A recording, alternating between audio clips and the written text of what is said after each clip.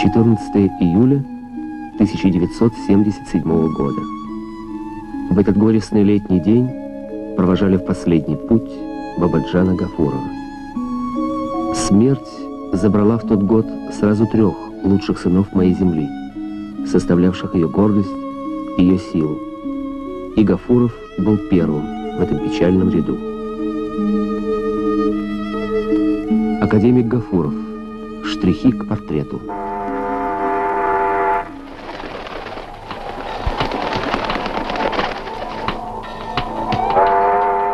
Время безжалостно стирает черты личности Гафурова. Каким он был, этот человек? С чего начать наш поиск?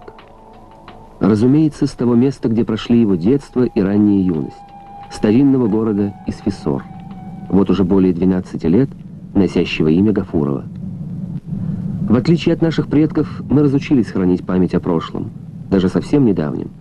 Не найти уже и дома, где жила многочисленная семья Гафуровых. Мои собеседники — друзья детства Бабаджана. Они-то и рассказали мне о том, как он рос, как формировался его характер. Здесь он и закончил школу-интернат.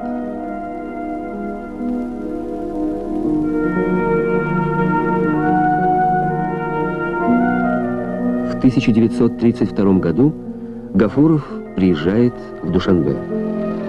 Отныне его жизнь будет всегда, так или иначе, связана с этим городом. Со всей энергией молодости он окунается в журналистику. Статьи, выходившие из-под пера молодого журналиста в республиканских и районных газетах, обратили на себя внимание. И вскоре их автор становится заместителем редактора, а после 5 лет учебы во Всесоюзном коммунистическом институте журналистики в Москве и редактором газеты «Кизил Таджикистан». В 1936 году Гафуров назначается инструктором Центрального комитета Компартии Таджикистана. Новая область деятельности как нельзя лучше соответствовала активной, кипучей натуре Гафурова. И его партийная карьера складывалась на редкость удачно, неуклонно выдвигая его в число первых лиц республики.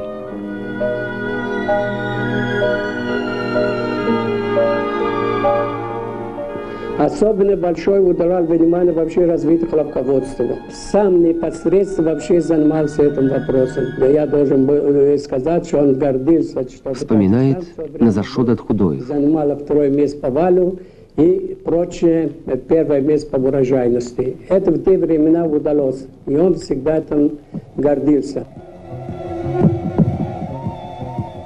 Наконец, в 1946 году, через 10 лет после начала работы в республиканском партийном аппарате, Бабаджан Гафуров достигает высшего партийного поста в республике. Назначается первым секретарем ЦК Компартии Таджикистана.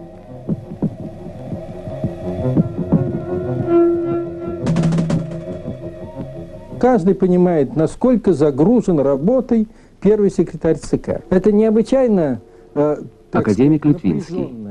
Работа, а он, тем не менее, продолжал интересоваться еще и потому, что он был историк. Жизнь крепко связала воедино Садриддина Айни и Бабаджана Гафурова. Усилия Гафурова приносили первые плоды. Поразительный ученый-реставратор Герасимов впервые представил нам живой облик великого Рудаки.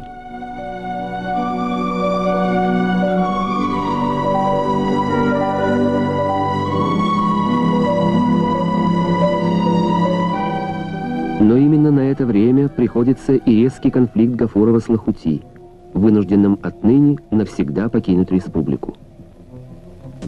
Каждый человек несет в себе черты своего времени. В эпоху, когда злой гений отца народов был всенародно объявлен недосягаемым образцом человеческой мысли, мог ли Гафуров не поддаться разлагающему воздействию догматизма сталинщины? В 1941 году Гафуров защищает кандидатскую диссертацию, которая вскоре вышла отдельной книгой под названием «Об исмаилизме». Нравственную оценку этого сочинения еще предстоит вынести в будущем.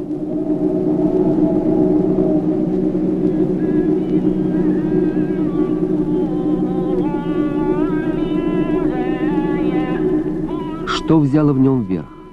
Раскаяние политика Интерес ученого или просто любопытство живого человека, когда он под конец своей жизни фактически совершил хадж в Мекку, воспользовавшись официальным приглашением короля Фейсала? Я думаю, что любой Востоковед Саид Камилов. оказавшись на нашем месте, мечтал бы побывать в Мекке.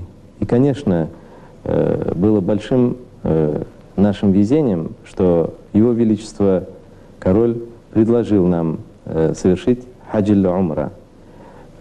Если бы он этого не сделал, возможно, пришлось бы его просить об этом нам самим.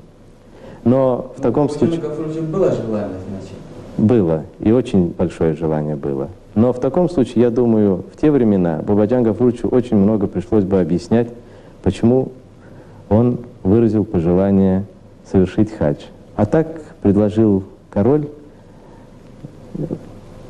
Для тех времен можно было объяснить, что невежливо отказываться от предложений короля, каким бы они ни были.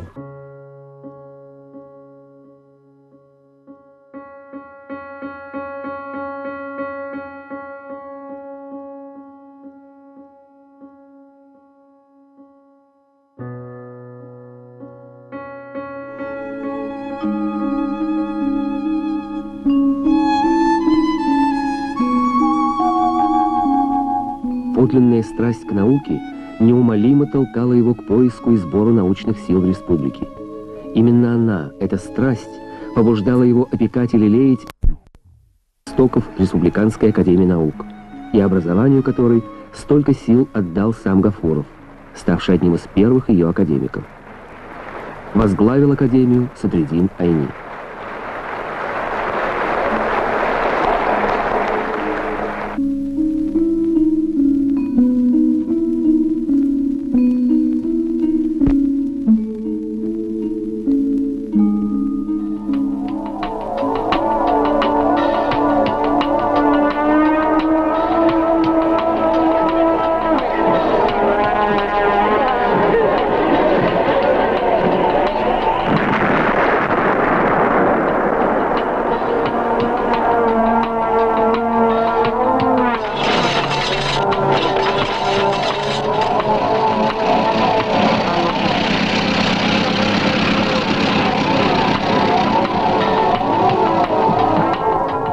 Он при жизни был осыпан всевозможными наградами.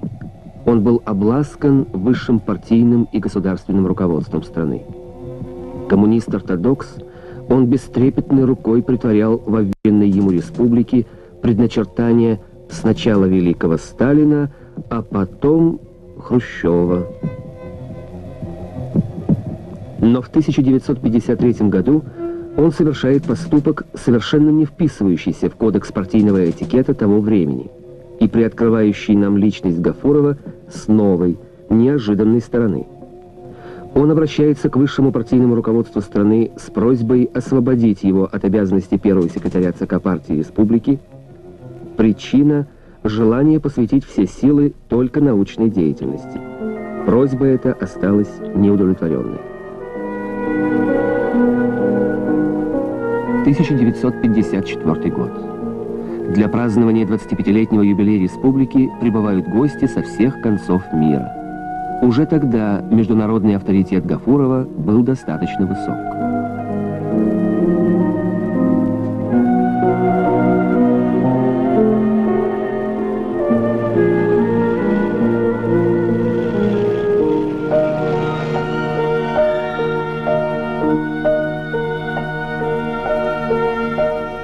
Скрытый причин освобождения Гафурова, очевидно, послужил его вообще, это самая твердая позиция, и его принципиальности и возражение выполнения неразумных указаний Хрущева, что, очевидно, послужил его это освободили с этой работы. Доклад Гафурова на 20-м съезде КПСС стал его последним выступлением в качестве руководителя коммунистов Таджикистана. –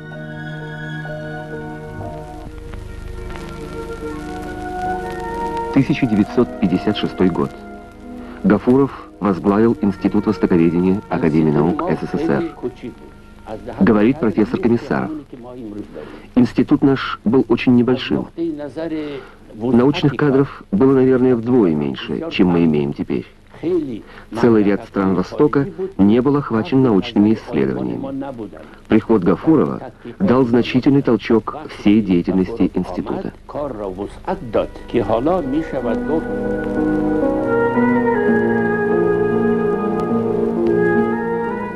Бабаджан Гафурович, посту директора института, осуществлял линию на укрепление востоковедения Профессор Петросян. Гуманитарных наук. Востоковедение ведь это комплекс, который охватывает историю, филологию, литературоведение как отдельную отрасль науки, лингвистику, восточное языкознание так называемое и так далее. Со всей энергией, отпущенной природой Гафурову, отдается он новой работе.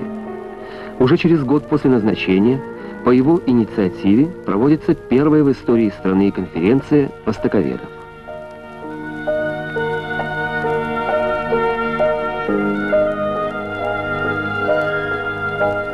Расширяется сотрудничество института с крупнейшими научными центрами мира.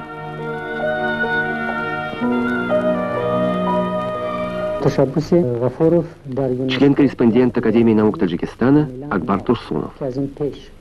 Гафуров явился инициатором осуществленного по линии ЮНЕСКО проекта «Взаимное признание ценности культур Востока и Запада».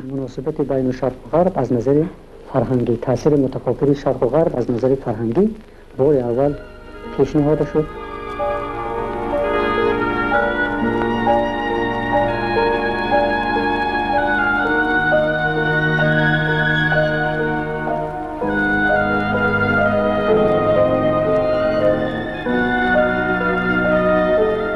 Важным культурно-политическим событием в стране стало празднование столетия со дня рождения великого индийского мыслителя Махатмы Ганди, которое также проводилось по инициативе Бабаджана Гафурова.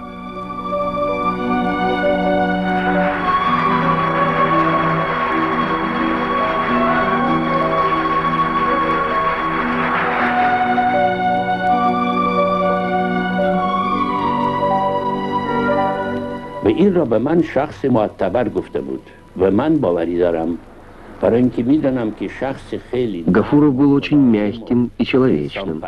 Многим он помогал всем, чем мог. هر چی توانست و اشخاص مختلف کار کرده کمک کرده بود. Брат Гафурова Алим. Это свойство дается человеку от Бога, и присуще оно не всякому.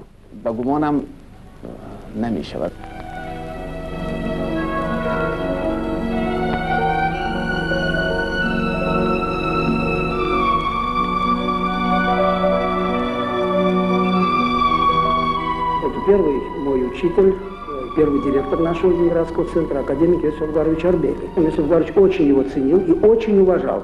В молодые мои годы, будучи сначала референтом, потом заместителем Иосифа Авгаровича здесь в институте, я ездил в Москву с ним много раз и неоднократно был участником, точнее не участником, а свидетелем бесед и общения Гафурова с Арбели. А нравственный облик Иосифа Авгаровича Арбели, он очень широко известен в нашей стране. И если Арбели ценил и уважал Гафурова, наверное, это тоже о чем-то говорит. Исторические корни народа, из которого вышел и он сам, не переставали быть предметом самого пристального внимания академика Гафурова.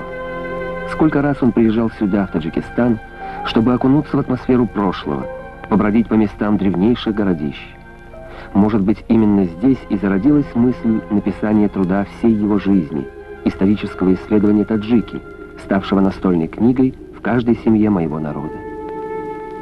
Величие и блеск культуры моих предков, увы, не перешли в настоящее. Живая связь времен утрачена. Нить, соединяющая вчера и сегодня, прервалась. Навсегда ли?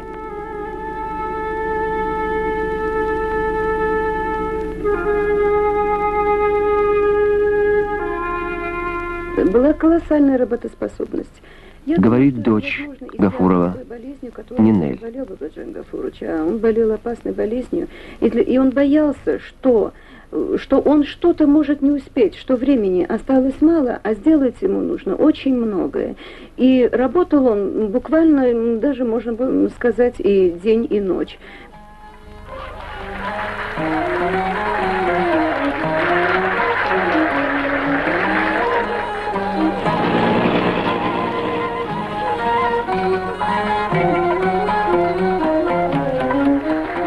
И поездки, поездки.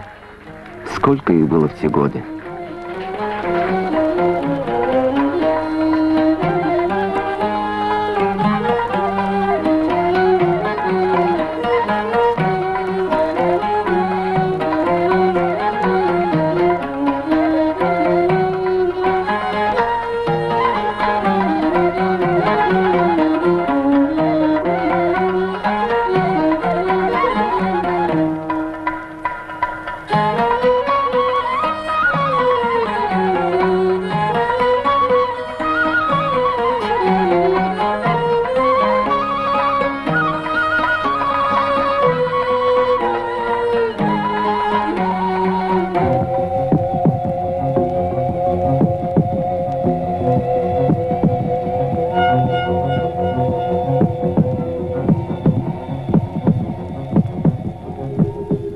О своей страшной болезни Гафуров знал давно.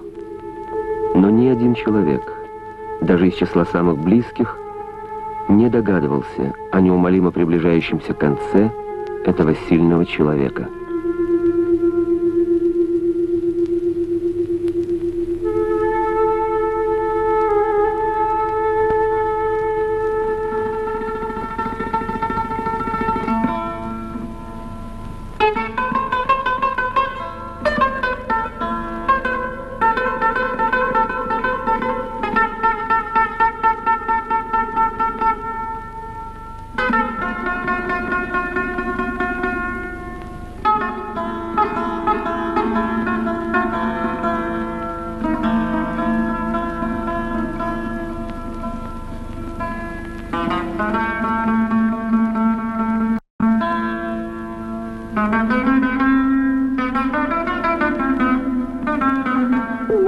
И вдруг за сутки он сгорал буквально. И вот сегодня вечером ему настали последние часы жизни, а утром приехал Расулов. Я спросила: Бабажан, ты знаешь Джабар Расуловича? Он сказал: да.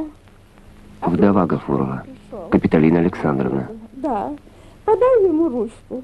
И он подал ему руку и сказал: добро пожаловать. Я не понимала, почему это. Больше они не разговаривали. Не продолжали разговор. И Джабар Расулович похлопал по плечу, погладил и сказал: такова жизнь, такова жизнь.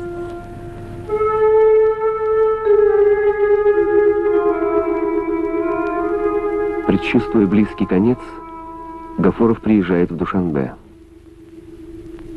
Верным своей земле он оказался и в этом.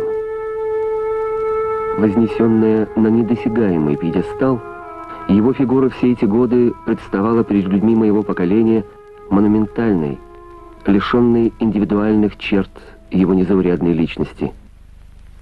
Путь его был сложен и противоречив. Познал он хвалу и хулу, удовлетворение от свершенного и горечь неудавшегося. Заслуги его перед народом неоспоримы.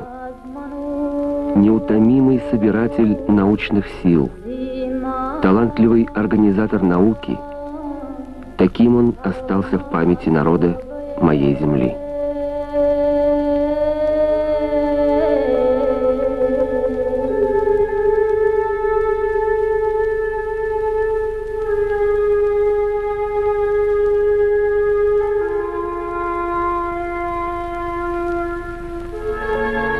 Автор сценария Шариф Хамдамов. Режиссер Восе Мусо. Оператор Илья Насимов. Звукооператор Рустам Ахадов. Ассистент Заранди. Оператор комбинированных съемок Юрий Савин. Редактор Владимир Базюкин. Консультант доктор философских наук Акбар Турсунов. Директор Фаина Сафина. В фильме использованы материалы Центрального архива Таджикской ССР, города Москвы и Института востоковедения Академии наук СССР.